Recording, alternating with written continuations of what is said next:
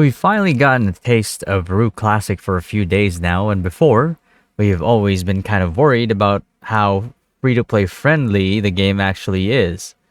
I've invested a lot of time and effort into forming a solid community to dive into the game. This was always one of my biggest worries that would ruin the experience for us. Luckily for us, though, they have stayed true to their promise of only having the monthly passes. At first, we saw the Nyan berries. We thought it would lead to an advantage. Very slight, but a way to pay for power still. That is gone now. Mount collection stats, gone. Outfit collection stats, also gone. One could purchase a $5 pack, which gives you enough gold to buy the main sub, usually priced at 15 bucks, and still have gold left over. Then the pass pays for itself in daily amounts of gold. There is the other 6 other passes you could buy and sell, but the crucial part is probably the main thing we know would prevent that from becoming egregious.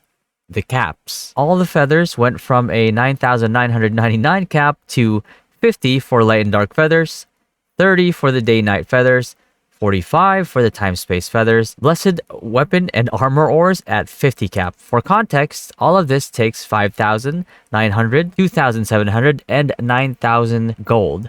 That's about 17,600 gold weekly, and about 70,400 gold monthly. The $5 pass gives you 45,000 gold. The bounty pass costs 12,000 gold and gives you 9,000 gold back right away and 700 per day, which totals to about 30,000 per month, plus the bloody branches and the candies like daily. You're at about an 18,000 gold profit in this regard.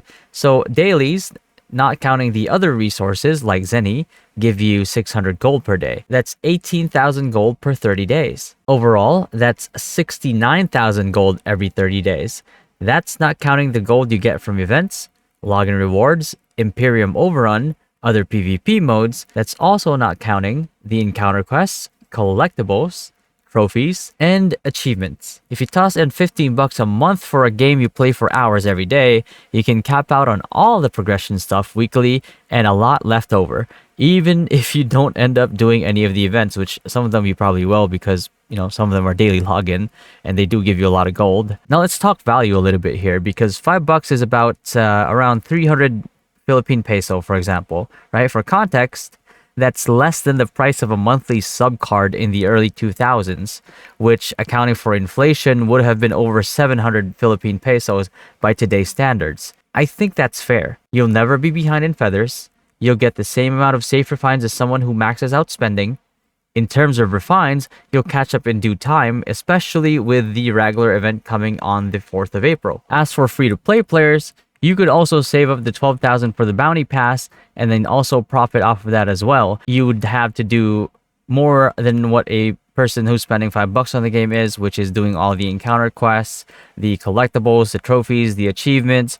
You'd have to do all of the event and max those out to get the same amount of gold or close to the same amount of gold, if not more, depending on the event. But that's kind of like the price you pay as somebody who fully enjoys the game free. I think that's also fair. With all that said so far, this is by far the best and the most free-to-play friendly version of Ragnarok Online we've ever seen in the past years. Personally, I'm pretty happy that it is Origin instead of any other version because Ragnarok Origin is my most favorite iteration of Ragnarok Online. I feel like it's the closest to it. I feel like it's the one that's as close to how I imagined RO2 would have looked like back in the day. So overall, I think that the game I think they sort of like under promised and then over delivered on those certain things, especially these caps, because I wasn't expecting the caps to kind of like be this low and be this affordable for somebody who just buys the passes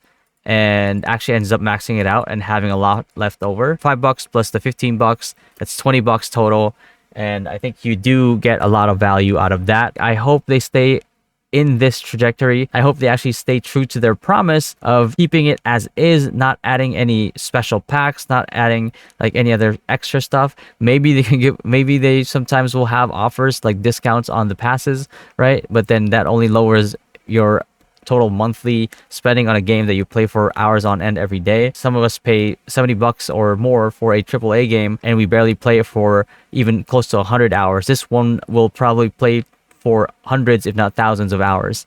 So in terms of value per time spent and entertainment, I think this one tops quite a lot of games. And is it perfect? No. Is it really good though? And is it good enough? Yes. And again, I hope that it stays this way, and I'll see you guys in the next video.